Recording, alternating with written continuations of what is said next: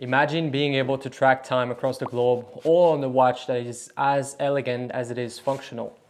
That is exactly what we have today with a stunning Frederique manufactured Worldtimer that we will unbox together. This specific reference is truly special as it is only limited to 718 pieces. Frederique was founded in 1988, and although it is a rather young brand, it's made a name for itself by creating accessible luxury Swiss watches. Their first in-house movements was manufactured in 2004, and that was a time when only giants in the watch world, such as Rolex, were manufacturing their own movements. So in a way, Frederique was really innovative at a time where not a lot of independent brands were manufacturing their own calibers. Nowadays, Frederique is part of the Citizen Group. It got acquired by Citizen in 2016, and the brand continues to focus on innovative design and really interesting complications, which has earned Frederique a loyal following. I myself, I'm a big fan of the brand, and I think that the Worldtimer model truly stands out. The Worldtimer was first introduced in 2012, and it quickly became a fan favorite because of its intuitive functionality and exceptional value for money. Over the years, it has been offered in various configurations from stainless steel to gold, and also it comes in various dial colors. And today specifically, we have a really special model as we have the green dial version. In this video, we'll explore everything from the packaging of the watch to the Worldtimer complication, and I will also give you my honest take on whether I think this watch is worth the hype or not. So without further ado, let's dive in. Frederique rarely disappoints when it comes to packaging. The outer box is, as usual, very clean and very elegant. And when we open that up, inside we can find a beautiful wooden box. We'll first explore what's underneath that box, and we can find a booklet. And inside this booklet, we have different cards. So the first one is for the user manual. So this watch doesn't come with the instruction manual inside the box. You have to scan a QR code in order to access it. Then we have a warranty activation card. So you have to scan another QR code, which I'm not going to show, in order to register the watch for warranty. We then have a limited edition certificate that certifies that this watch is part of a limited edition series. And finally, we have the certificate of authenticity that states that the watch is authentic. Now we're going to put that back inside, and we're going to put the outer box on the side so we can focus on the main event of today. This outer box feels really premium. The wooden box is very beautiful, and underneath that we have soft material. And we also have a drawer. So this is very useful if you want to put an additional strap, for example. Now let's open the box and see what's inside. And there we have it. This is the Frederique manufactured Worldtimer green dial edition, limited to 718 pieces. A truly beautiful watch. So let's start with the dial. I'm gonna put this aside so we can focus on the watch.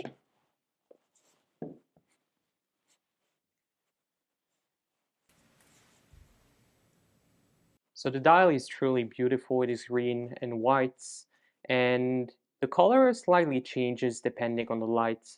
So it can go from a more emerald green to a more dark forest green. So I think it really adds character to the watch.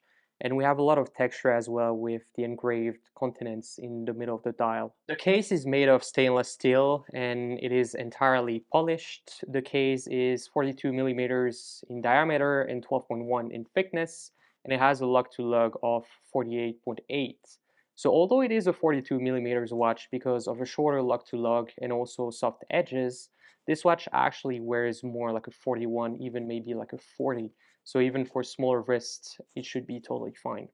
The crown is also very specific to Frederique. This is the onion crown, which I absolutely love. One thing to keep in mind though is, as the case is entirely polished, of course it is beautiful, but it is more prone to scratches, so do handle this watch with care. Flipping the watch over, we have a sapphire case back, and we can see the in-house FC718 caliber.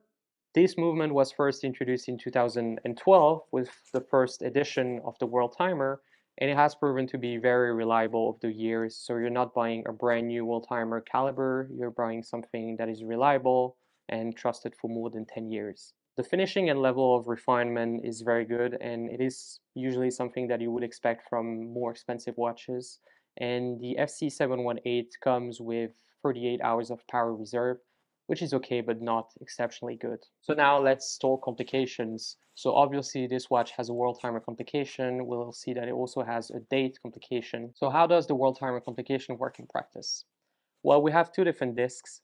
The outer disk is comprised of 24 different time zones, and then the inner disk is comprised of 24 hours. So it will help us set up the time accordingly, whether it's AM or PM. The good thing about the FC Worldtimer is that you can set it up entirely with the crown compared to other Worldtimers where usually you require a corrector in order to set it up. Now we'll see how you can actually set up this watch.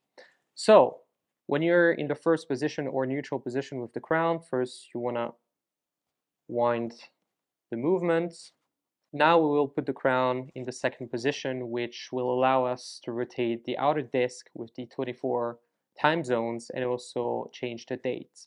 So by rotating the crown backward or counterclockwise, we will rotate the outer disk with the 24 different time zones.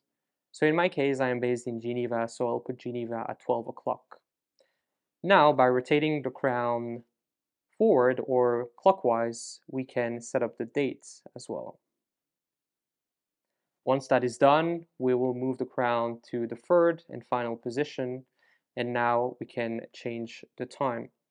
And you will see that as time passes, the inner disk with the 24 hours moves as well. And this is very useful because it allows us to see if the time is AM or PM. So for example, let's say it is now 9:10. I can see that at 12 o'clock in Geneva, which is my time zone, the inner disk shows 21, so I know that the time is 9:10 p.m. So that is how you set up this watch. As you can see, it is very straightforward and really intuitive to use. So spec-wise, this watch really has a lot of value, and you can see that it doesn't only have an exceptional design, it is also very functional. But numbers only tell half of the story, so now let's see how it looks on my wrist. So this is how the watch looks on my wrist. As you can see, I have a medium wrist and the watch doesn't feel overwhelming. Again, this watch wears more like a 41, even maybe like a 40, so it will fit most wrists. And I think that the green dial paired with the green alligator leather strap is really beautiful. It makes the watch really stand out. You can see that the buckle of the strap is comprised of Frederique shield logo. That's a nice touch as well. And really, the level of finishing of this watch is really exceptional for this price point. So now let's see some of the pros about this watch. The first one I think is obvious. The green dial is magnificent. I think that this watch is very versatile. You can wear it in different occasions and it will look good in any lightings.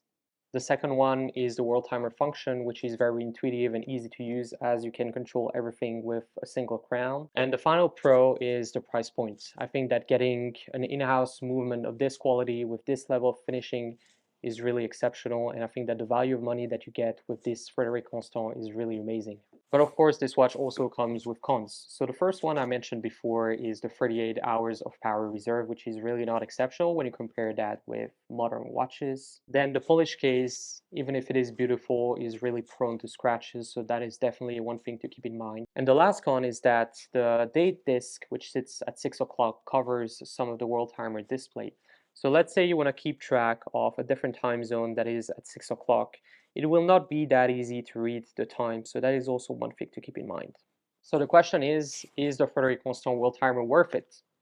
For me, absolutely, because I think that the balance of design, functionality, and Swiss craftsmanship that you get at this price point is very difficult to beat, especially for a Worldtimer. We're now coming to the end of this video, and I want to take a moment to thank you all for watching until the end.